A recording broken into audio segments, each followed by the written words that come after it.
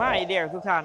รีโวโลโคเกียร์กระปุกตัวสูง4ประตูออปชั่นเต็มปี2019บอสไฟฟ้าแอร์ล้างเนาะสวยงามขับเจ้าเองโจนัสจะสอนเดี๋ยวพาทุกท่านไปรับชมกันได้ไป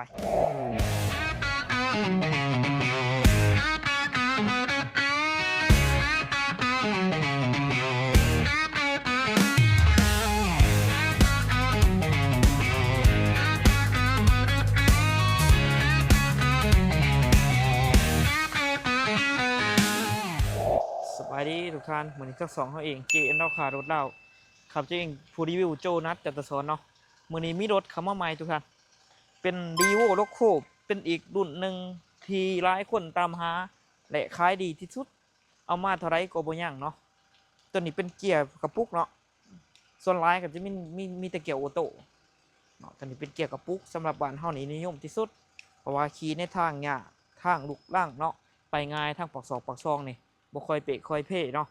จุดพิเศษของโลโก้ก็จะมีโลบาร์ทั้งดังงามๆแบบนี้เนาะสวยๆเท่ๆแล้วก็มีสติกเกอร์โลโก้พร้อมกับออปชั่นเต็มเนาะบอสไฟฟ้าแอร์ดังเนาะเพราะว่าดีโวนี่ส่วนใหญ่นี่หายากแอร์ดังคันมีก็จะมีพวกปี25เนาะพวกโลโก้นำกันเจ้าราคาเต็มคันนี้ถืออยู่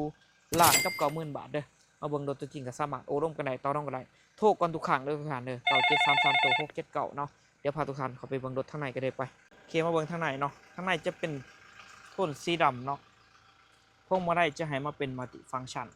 หน้าปัดถือว่างามแบบนี้เลยสำหรับสไตล์โลโก้รถแดนใด54,000 โลเท่านั้นเจ้าเบาะจะเป็นเบาะหนังระบายอากาศได้ดีเนาะจะมีหูระบายอากาศ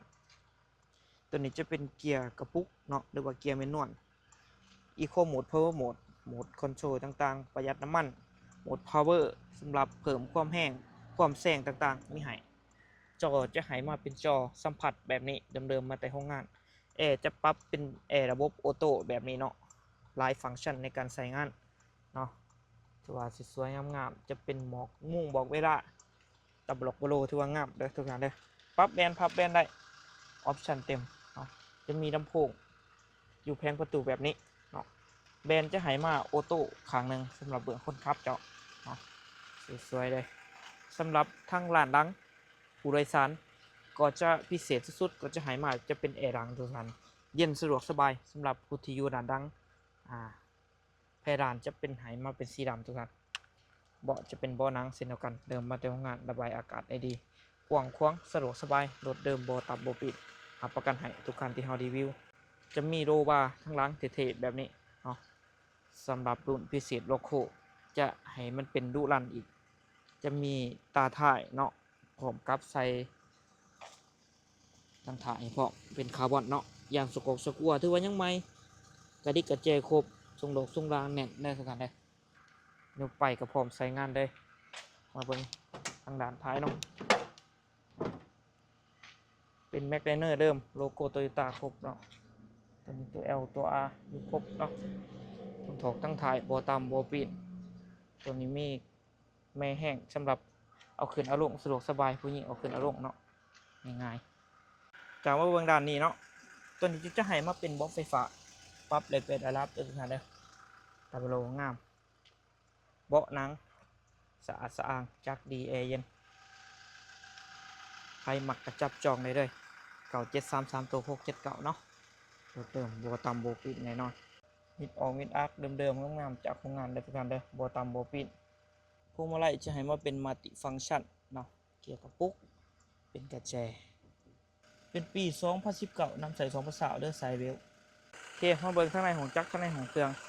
คือว่าจักรเป็นจักร 2.4 ประหยัดน้ำมันจักรตัวใหม่ของรีโวเลยขายดีดูนี่ข้อน็อตในสภาพเดิมโลโก้โตโยต้าสำหรับฝากระโปรงเดิมข้างหน้าเนาะในสภาพเดิม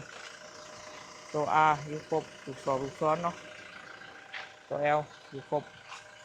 หมอฟืนหมอไฟตัวใหม่โบมีไอโบมีควันอันเลยโบตามโบปีแน่นอนทุกอย่างสติ๊กเกอร์เริ่มจากโรงงานเลยประมาณนี้